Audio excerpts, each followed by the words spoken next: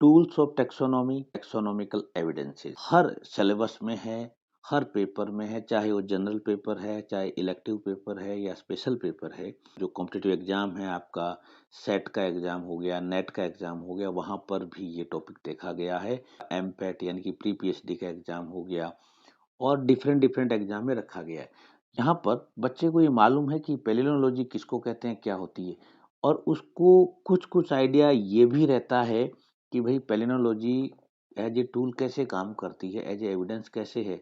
मगर उसके सामने सबसे बड़ी प्रॉब्लम होती है कि बच्चे को एग्जाम्पल्स नहीं मिलते, और एग्जाम्पल नहीं मिलने की वजह से जो थ्योरी का पेपर है, सबसे पहली प्रॉब्लम वहीं आ जाती है। थ्योरी के पेपर में क्वेश्चन आता है तो एग्जाम्पल नहीं लिखता स्टूडेंट, और जब एग्जाम्पल नहीं लिखते हैं तो नंबर नहीं मिलते।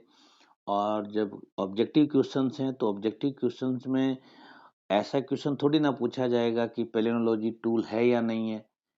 क्वेश्चन ये आएगा कि ये पर्टिकुलर प्लांट है, ये पर्टिकुलर फैमिली है, ये पर्टिकुलर स्पीशीज है। तो वहाँ पे इसकी बहुत ज़्यादा इम्पोर्टेंस रहती है। अगर आपका ऐसा कोई मकसद है कि आपका अभी थ्योरी एग्जाम है या आपका कॉम्पिटिटिव एग्जाम में आपका अपीयर होना है और ये सिलेबस में आपका है, तो वीडियो आपकी ये हेल्प करेगा। जी हाँ, नमस्कार, मैं doctor Praveen Mohil, assistant professor, study wellness expert और एनएलपी प्रैक्टिशनर, आपसे रूबरू हूँ एक ऐसे टॉपिक के साथ जो अमूमन स्टूडेंट जिस चीज़ के लिए परेशान होते हैं। एग्जैक्ट डेफिनेशन क्या होती है, ये टूल कैसे है, ये एविडेंस कैसे है, तो कुछ बच्चों के सामने प्रॉब्लम आती है। पढ़ाई के प्रति थोड़ा सा ज़्यादा गंभीर हैं, सीरियस सारे ही हैं मगर थोड़े से ज़्यादा सीरियस हैं। वो बच्चे ये पूछते हैं कि सर हम कितने एग्जाम्पल लिखें। बहुत बड़ा सवाल है, बहुत जेन्युइन सवाल है। तो यहाँ पे अगर आप यूजी में हैं, बीएससी पास कोर्स ऑनर्स आप इस यूजी में, तो आप 5 एग्जाम्पल दे दें। और आपका जनरल पेपर का एग्जाम है तो आप 10 एग्जाम्पल दे दें। और अगर आपका इलेक्टिव का स्पेशल पेपर का है तो आपको 15 एग्जाम्पल लिखने हैं। ऐसा स्टैंडर्ड एक्सपेक्ट किया जाता है एग्जामिनर के द्वारा एक स्टूडेंट से। डायरेक्ट एग्जाम्पल पे आ जाते हैं अपन। यहाँ पे जो स्टेटमेंट है कि palynological features play a crucial role in plant systematics contributing to the identification and classification of plant species, ये मैंने बता दिया और आप जानते हैं। यहाँ पर जो मोस्ट इम्पोर्टेंट पार्ट है वो एग्जाम्पल है, और एग्जाम्पल पहले मैं ले रहा हूँ फैमिली लेवल के, यानी कि वो फैमिलीज जहाँ पर ये पेलिनोलॉजिकल टूल को यूज किया गया। पहला एग्जाम्पल हम ले रहे हैं बर्बेरिडेसी से। बर्बेरिडेसी को अलग अलग लोगों ने अलग प्रकार से एक्सप्लेन किया, मगर बेस्ड ऑन पोलन कैरेक्टर बर्बेरिडेसी के अंदर पोडोफिलम रखा हुआ था। बड़ा कन्फ्यूजन था, जब बाद में पता चला तो पोडोफिलम को अलग कर दिया गया और पोडोफिलेसी फैमिली बना दी गई। इसको आप अपनी भाषा में लिखना, आप हिंदी से हैं तो आप हिंदी में लिखना, आप मिक्स मीडियम में लिखते हैं तो आप मिक्स लिखिए, अगर आप इंग्लिश में तो आप इंग्लिश लिखिए। और ज़रूरी नहीं आप इसी प्रकार से सेंटेंस लिखें, आप टेबल भी बना सकते हैं। आप जितना अच्छा प्रेजेंटेशन करेंगे उतना आपको बेनिफिट मिलेगा, यानी कि यकीनन 20 से 30% नंबर बढ़ जाते हैं आपकी कॉपी के प्रेजेंटेशन के। सेकंड लें कि एपोसाइनेसी के अंदर भी बड़ा कन्फ्यूजन था, मगर पोलन कैरेक्टर के बेस पे उसको भी सॉर्ट आउट कर लिया गया। एपोसाइनोइडी, क्योंकि सब फैमिलीज हैं तो ओइडी आएगा। Apocynoideae by single grain pollen and translator are absent. Asclepiadaceae by pollen are attached to wishbone shaped translator consisting of caudicles and corpusculum, or Periploscoideae by pollen grain united in tetrad that are carried out, spatulate pollen carrier और translator। यहाँ simple सा आपको इतना याद रखना है कि Apocynaceae की जो सब फैमिलीज हैं उनको भी पेलिनोलॉजी के बेस पे डिफाइन किया गया है। आपको अभी भी मालूम है कि एस्क्लेपिडेसी को एपोसाइनेसी में रखा जाता है, तो ये इसी वजह से होता है। अगला एग्जाम्पल हम आते हैं बॉम्बेसी। ये ट्राइब है बॉम्बेसी और ये मालवेसी की है। तो अब इसको जो नई फैमिली बनेगी बॉम्बे केसी, तो ये भी पोलन कैरेक्टर के बेस पे बनी थी। ये बहुत अच्छा एग्जाम्पल है।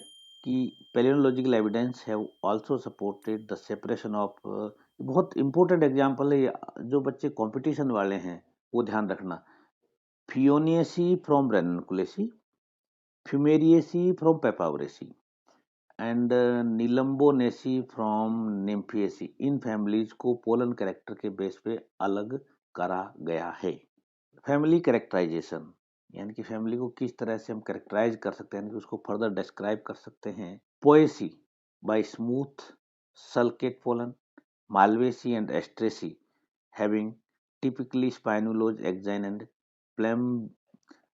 प्लम्बेजिनेसी है, यानी कि सिंपल समझो कि Poaceae, Malvaceae, Asteraceae and Plumbaginaceae को आइडेंटिफाई किया गया पोलन ग्रेन के बेस पे।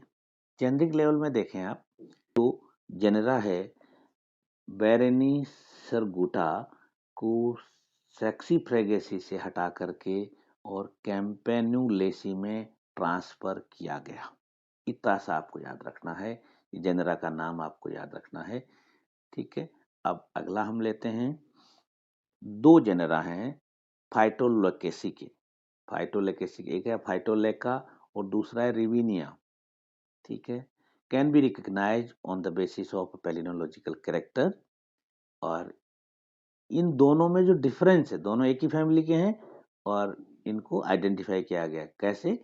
फाइटोलेका इज 3 जोनोकोल्पेट एंड रिविनिया इज पेंटोकोल्पेट। हाँ, ये कोल्पाई क्या होती है, पेंटोपोरेट क्या होता है, जोनोकोल्पेट क्या होता है, इसके लिए पैलियोलॉजी की शब्दावली है, उसको जरूर पढ़ लेना। अगर फिर भी नहीं समझ में आए तो आप कमेंट बॉक्स में लिखेंगे, तो मैं अगला वीडियो आपको सिंपल इसी भाषा में जो आपको अच्छी लगती है उसी में मैं डाल दूंगा, बशर्ते कि आप कमेंट लिखेंगे। फिर अगला देखें एग्जाम्पल, एपर्चर टाइप। एपर्चर किसको कहते हैं ये भी आपको मालूम होना चाहिए। Pentaporate, tricolpate, tricolporate and exine ornamentation were found to the most valuable diagnostic character of for distinguishing the genera। देखिए पोलीगोनम, पर्सिकेरिया, एंटीगोनन, रूमैक्स, फेगोपायरम, इन सब को इसी कैरेक्टर के बेस पे डिफाइन किया गया है, एक्सप्लेन किया गया है, कंफर्म किया गया है। फिर आगे एग्जाम्पल आ रहे हैं दो, Salix and Populus. Salix and Populus Salicaceae के हैं, इनको भी पोलन के कैरेक्टर के बेस पे ही डिफाइन किया गया है, ये आपका एग्जाम्पल याद रखिएगा। और बैटुलेसी में जो बैटुला और कोरिलिस है और एंड कैप्रिनस है एंड एलनस है, इन सब को इसी पोलन कैरेक्टर के बेस पे डिफाइन किया गया है। आप स्क्रीनशॉट लेके और अपने नोट्स बना सकते हैं।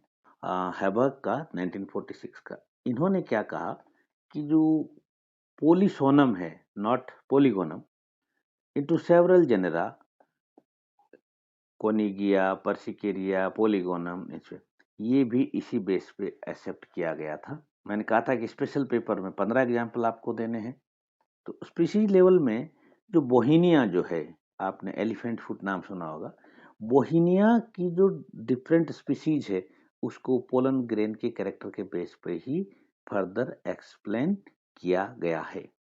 दूसरा कि जो इंडियन साइप्रस है, यानी कि इंडिया के अंदर साइप्रस की जितने भी स्पीशीज हैं उनको भी पोलन ग्रेन के बेस पे कंफर्म किया गया है। इस साइप्रस को याद रखना बच्चों, बहुत इंपॉर्टेंट है। Pollen grain character such as shape, size, number of spicules, transfer size, colpus, polar area index, ये सारे शब्द हैं जो आपको पढ़ने, मगर यहाँ इंपॉर्टेंट है कि वर्बेसिना, वर्बेसिना एंसिलियोइडिस, जो रोड साइड में जो पीले पीले फूलों का जो वाइल्ड लगा रहता है वो है, उसकी दूसरी स्पीशीज है ये वर्बेसिना। इन दो स्पीशीज को आइडेंटिफाई किया गया पोलन कैरेक्टर के बेसिस पे। फिर एनिमोन, नाम वैसे एनिमल जैसा लगता है मगर ये प्लांट का नाम है, तो इसकी दो स्पीशीज को भी इसी पोलन कैरेक्टर के बेस पे आइडेंटिफाई किया गया। और साथ के साथ रोजा की जो स्पीशीज है जो स्पेशली वेस्टर्न हिमालय में पाई जाती, उनको भी पोलन ग्रेन के बेस पे आइडेंटिफाई किया गया। और मालवा की जो दो स्पीशीज हैं उनको भी पोलन ग्रेन के कैरेक्टर पे आइडेंटिफाई किया गया। हेलोरेगिस की 2 स्पीशीज हैं, इनको भी पोलन करेक्टर के बेस पे आइडेंटिफाई किया गया। टॉपिक से कोई डाउट है तो आप अपना क्वेश्चन जरूर पुटअप करिएगा, कमेंट बॉक्स में लिख दीजिएगा या मुझ तक भिजवा दीजिएगा। हाँ, अगर आपको वीडियो अच्छा लगा हो तो लाइक एंड शेयर जरूर कीजिएगा। सारे टूल्स आपको इसी चैनल पे मिलने वाले हैं, इसलिए चैनल को सब्सक्राइब भी कर लीजिएगा। Wish you all the best. Thank you very much.